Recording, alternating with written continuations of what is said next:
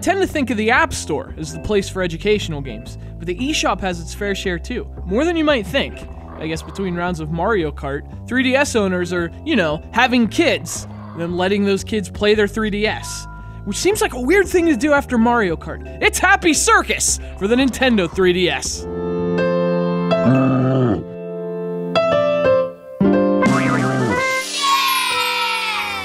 So again, you can find Happy Circus on the eShop. It was released in 2013. It's about 20 minutes long and it costs $4. Add 2 plus 2, this probably isn't a game for you. Specifically because this is a game about adding 2 plus 2. It's very short, it's very simple, and it's for very little kids.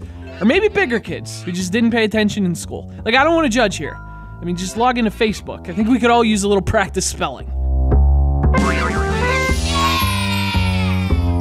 So there is a story mode, I guess. There's a bunch of animals, and they all want stuff. Since they apparently don't have to work for it themselves, it all falls on you and your spelling. You move from animal to animal. Each one has their own educational minigame. Complete it and the animal gets its thing. I got all the animals, all their things in 20 minutes. But that's okay. I already know this stuff. I'm a super genius. And since kids learn best through repetition, this game's probably at its best in free play, where you play the games individually.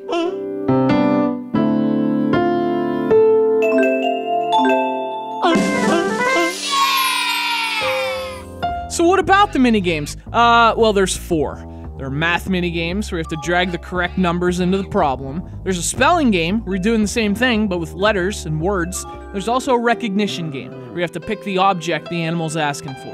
That's about it. There's not much here. But as a $4 education game, you can't expect much more. Unless you want to be a dick about it. So obviously the game gets repetitive, whether it's the story or free play or even the more challenging story plus mode. It's always the same handful of minigames over and over. The worst part is there don't seem to be many words. I mean, I was getting repeats within the same minigame, and that was like most of the time. So it's one thing to only have a couple minigames, but it would have been nice if there were more problems in the minigames. More words to spell, more objects to match.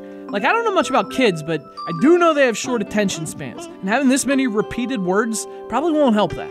But I'll tell you what though, what is here is pretty well done. In fact, this is one of the better education games I've played on the 3DS. It's colorful, it's polished, it's upbeat, it plays well too, everything's done with a stylus. And apart from some surprisingly picky drop zones for the letters, I never had a problem. The touch controls work great. And it's nice to see kids games using touch too, just getting kids used to what is now a common interface.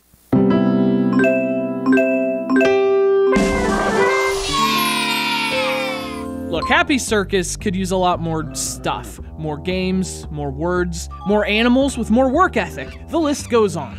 But again, it's probably not fair to expect that from a game that costs less than a latte. And again, what's here is actually great. If you have a kid, my apologies, but feel free to get Happy Circus and help them get smarter and like bond over video games or whatever. I'd never trust children. That's something you need to learn.